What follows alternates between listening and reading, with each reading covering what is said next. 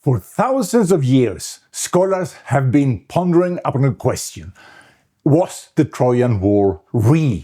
And if so, where was Troy and from where did the Akhaians come? Well, Troy has been found in Asia Minor. We know that, and I'm not going to question that, because I firmly believe that Schliemann was right. However, when he went to look for Mykenae, I think he was wrong. And in this book, Finding Akhaia, the real Akhaia, with K, not C, because Akhaia is an English pronunciation that's not close to the original. And I want to stay as close as possible to the Greek original. And when I say Greek, mind you, Greeks did not exist back then. They were Akhaians. And it's wrong to call them Greeks. It's anachronistic. Why? Well, you will see when you read my book, which is coming out on April 11 and start to go on sale 1 week before, so you can place an order, and I will put a link below here where you can order it. Let me just show you a little bit a preview, because what I did here was to go through the book and identify the sites. Everything virtually that's mentioned in the Iliad, and much from the Odyssey, but not all, because some of that is fiction, but some is not. And identify it down to the detail in many cases. Like this particular stone is mentioned implicitly, not by name. It doesn't have a name. Well, it does have a name, but it didn't have the same name back then. But this place has a name, and it's mentioned. So, when you go into the book, let me go back to the beginning. You see there is a lot of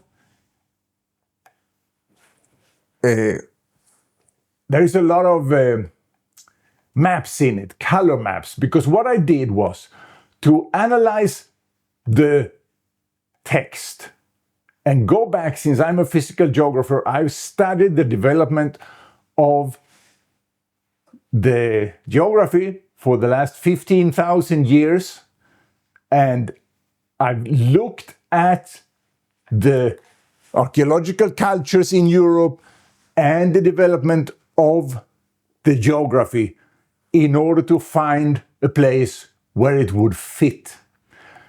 I spent many years looking for that, and now I have so much of it mapped out that I would say maybe over 90% of the sites are identified. And the rest, they are identified with a margin of uncertainty of, I would say, less than 100 kilometers in all cases. So, if you're interested in what really happened with the Trojan War and when it happened, because look at the subtitle here. The subtitle is Who Sacked Troy and When?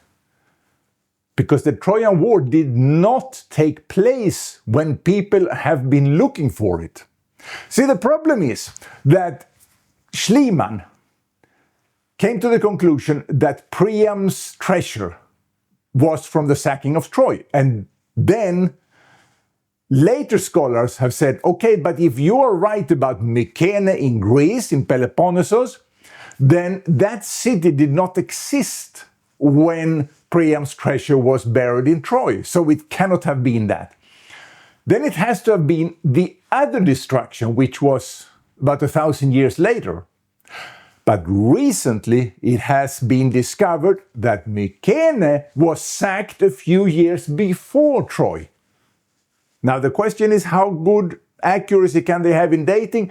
But when the dating is relative, then you can know, even though you can't say how many years between, you can say that one was before the other for sure based on relative dates. So Mykenae did not exist at either of those two sackings of Troy. And therefore, Mykenae in the Peloponnesus cannot have been the Mykenae of the Iliad. And that is why the title of the book is Finding Akhaia.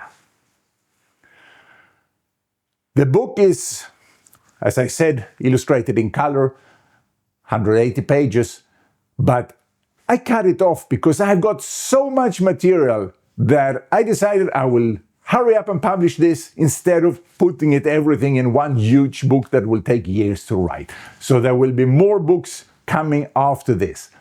But this one is about to be published, and it's going to be a revolution in how we view Homeric history and Greek history.